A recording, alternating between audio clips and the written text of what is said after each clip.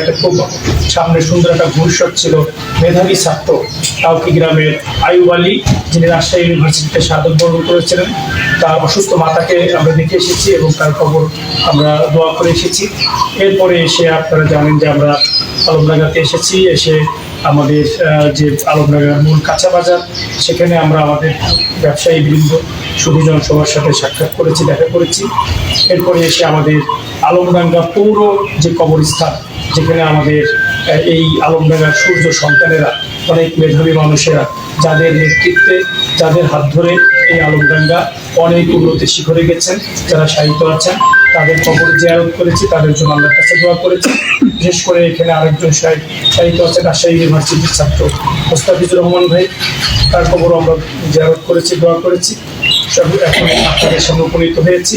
আমরা আপনাদের মধ্য দিয়ে আমাদের চুয়াডাঙ্গা ১ আসনের সকল ভোটারদের কাছে করতে চাই, বিনীতভাবে জানাতে চাই যে আগামীর এই 12ই ফেব্রুয়ারি নির্বাচন একটি ঐক্যবদ্ধ বাংলাদেশ গড়ে তোলার নির্বাচন। আগামীর 12ই ফেব্রুয়ারি নির্বাচন এই বাংলাদেশকে সন্ত্রাস মুক্ত, মাদক মুক্ত, চাঁদাবাজ মুক্ত, দুর্নীতি মুক্ত গড়ে তোলার নির্বাচন।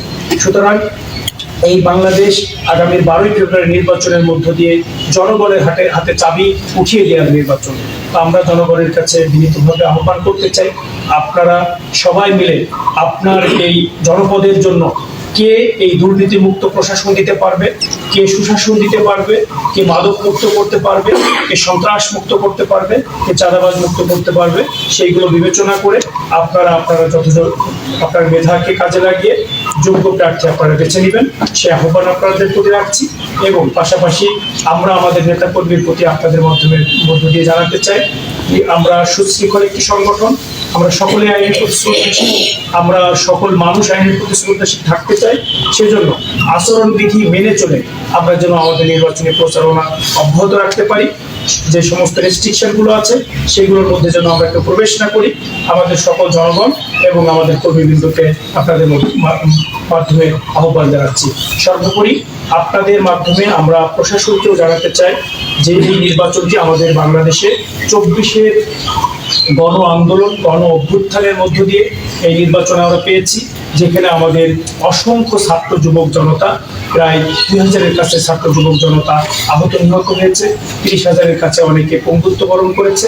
এই সমস্ত ত্যাগের বিনিময়ে আমরা যে একটি গণতান্ত্রিক পথের দিকে ধাবিত হচ্ছি, এই নির্বাচনকে অর্থবহ করার জন্য আপনাদের মাধ্যমে প্রশাসনের কাছে জানাতে চাই, তারা যেন তাদের রেসপন্সিবিলিটি নিয়ে, দায়বদ্ধতা নিয়ে, সবাই তার স্বচ্ছতা নিয়ে, কোনো পক্ষ অবলম্বন না করে তারা যেন কাজ করেন, সেই আহ্বান আমরা রাখতে চাই।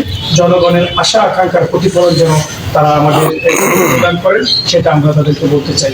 সর্বোপরি বলতে চাই, ইতিপূর্বে যারা এই সমস্ত কাজের সাথে সম্পৃক্ত ছিল, তাদের ইতিহাস বা তাদের কর্মকাণ্ড, তাদের অবস্থান আমাদের কাছে পরিষ্কার।